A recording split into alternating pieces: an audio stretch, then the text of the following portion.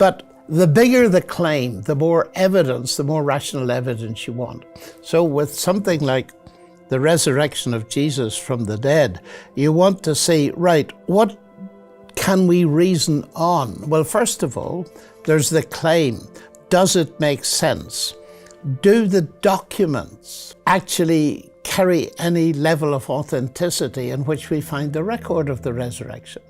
And there we can begin to check, again, historically, but we can find, because we've got many brilliant ancient historians around, and once we begin to do that, we discover Luke has been checked out as an absolutely brilliant ancient historian.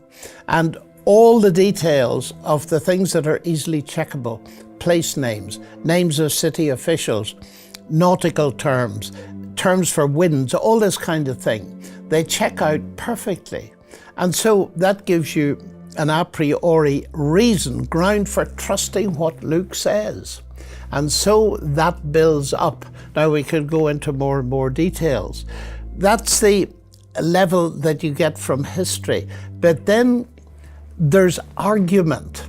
That is, let's take an example of moral reasoning on the resurrection of Jesus.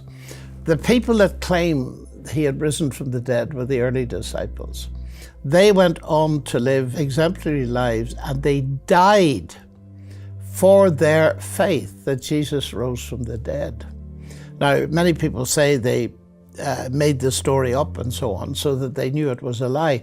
That is morally unlikely, very unlikely, for people to give their lives for a lie, although some people do. They'll fly planes into tall buildings if they're sufficiently convinced that it'll get them into paradise, but actually that wasn't true.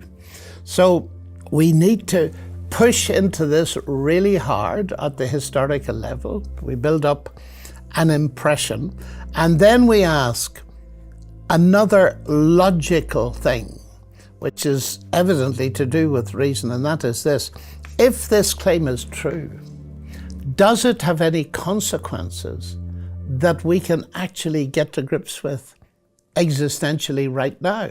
And the answer is it does. Christ claims that because he's risen from the dead, he can offer people salvation and he can transform their lives. Now, I've lived a long time, and when I see, as I've often done, meet a student, say, who's maybe at the end of their tether, they're hooked on narcotics, their relationships are in a total mess and all this kind of thing. And then I meet them 6 months later and they're radiant. And I say, what's happened to you?